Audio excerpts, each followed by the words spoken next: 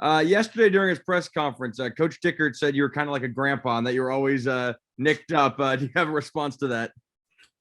It's just the name of the game, man. I mean, it's a very physical sport. So, when you're running out there trying to get to every ball and stuff, you're going to get nicks and bruises. But I think it's funny. It's just a little joke we have, a little inside joke. So assuming we saw you a little banged up at the end of the game, assuming that's a bunch of nothing, you'll be fine for this week. Yeah, I'll be fine. I mean, helmet's fine everywhere. Sometimes you get hit weird places, but, I'll be good. One guy we've really seen come on the last few weeks is Quinn Roth. He had the big strip sack against Stanford to seal it. Had some plays last week. What have you kind of seen in his development and how he's progressed? I mean, he's just becoming more confident, as a player here. You could see it when he first got here. He really was one of those guys that, it was going to take him a couple plays just to really get comfortable. And then once he did, I mean, you can just see the natural talent he is. I think he's one of those guys that we all see maturity in, even though he's so young. We kind of keep him in that little group where he's an older guy, even though he's younger than us. But no, I mean, it's great to see him have success. And I think he's going to be nothing but a dominant force going forward. Kind of in that same category, you've worked against Cade Beresford, when he's played tackle in the past and now starting at right guard, obviously. What have you kind of seen in the way he's developed, the way he's grown as a player? I just think he uses his body very well. I mean, he's a big guy, lanky, but he's able to move very well. He's got good feet, good hands. And he is very powerful, deceivingly. So I think, going against him in practice is awesome because it gives you that, that speed and power look at the same time. And just, being a bigger body out there at guard definitely helps. He's one of my really close friends off the field. So, I could tell he's very committed to his craft and does everything he can off the field to make sure that he's producing on. Thanks, Brennan. Good luck this week. Of course. Thank you. All right, Brennan. Next one's going to be Colton Clark from the Spokesman Review. Go ahead, Colton. Hey, Brennan. I'm wondering about, what kind of felt different about how the defense operated Saturday. I understand you guys probably didn't have as much time with Coach Dickert, considering that he was trying to run the show and maybe he played a little bit less of a D coordinator role. Were there any just kind of challenges with the, differences with how the defense operated? I would just say, at the end of the day, we're in the position to make plays. We got to make them. I think tackling was down a little bit, and that's something that we can control. Obviously, we're going through a little bit of a shift that no one really wanted to be in, but at the end of the day, you got to be able to, produce in the field at the end of the day. So it was just one of those things where it wasn't our best game, but I think we're going to bounce back. And how about at practices? Have you guys been able to establish a bit of a routine now, kind of a week into this whole thing? Was it pretty strange early last week? And how has it kind of changed just kind of how practices work in the last several days? I mean, obviously, yeah, it was different, but I think they did a fantastic job, the coaches, to really just make it seem very normal, keep the same kind of routine going through. So, I mean, this week, I think we're back up to speed. Everything's kind of moving the same, not much of a difference. And yeah, Coach Dickert, same thing, just, really putting in the extra hours and make sure that this week just goes by as seamless as possible.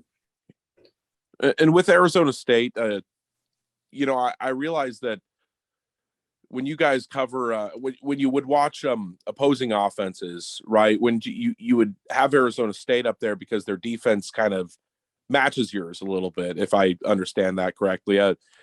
Could you provide a comparison with your guys' defense to theirs, just from what you've seen in the studying offensive film? Well, I don't really understand the question. One more time. Well, Coach Dickert was telling me when you guys do crossover film, when you're looking at other offenses, you try to find a defense that looks like yours. Mm-hmm. And he said Arizona State looks the most like your guys's, kind of without giving anything away, I guess. Obviously, you don't want to do that. But could you compare your defense to their defense? And what are some similarities that come across in film? Because just Coach Dickert said you guys kind of look the same defensively. Yeah, I mean, they have a four-man front. We run kind of similar scheme in that regard. I think they do a fantastic job with their guys up front because that's usually who I watch, setting hard edges and whatnot. They're really good players. So we definitely look at them when they're playing against other teams, because they run similar fronts, see the blocking schemes and whatnot. But I think we're two very different teams in regards to just how we kind of operate on the defensive side based on just, what our, what we kind of, pride ourselves on. But I mean, at the end of the day, yeah, if you look at it scheme wise, they're very similar to us and how they kind of operate. Have you had to assume extra? I know you've been pointed at, as a leadership guy, vocal leadership guy. Have you kind of had to assume extra duties in that regard, kind of, keeping people grounded, keeping people focused over the last week? I think the team's done a fantastic job with maturity through this whole situation we're in.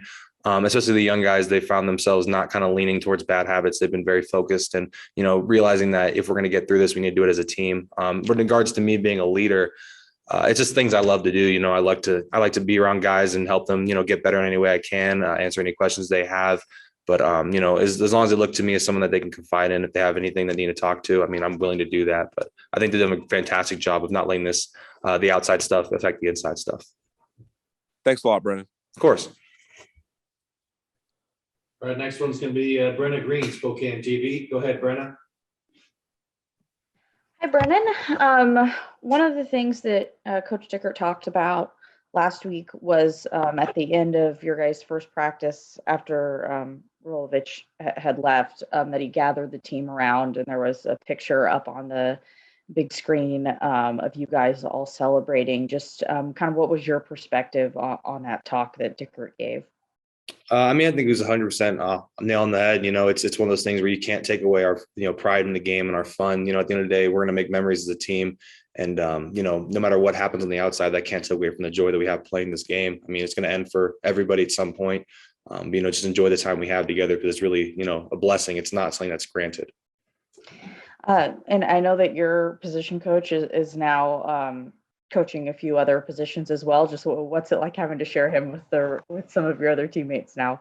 We're greedy, obviously, but no, it's been good. He's done a really fantastic job with the DTs. I know with them switching coaches obviously is hard, but he's done a fantastic job keeping, like I said, the normalcy of the routine and not trying to change too much.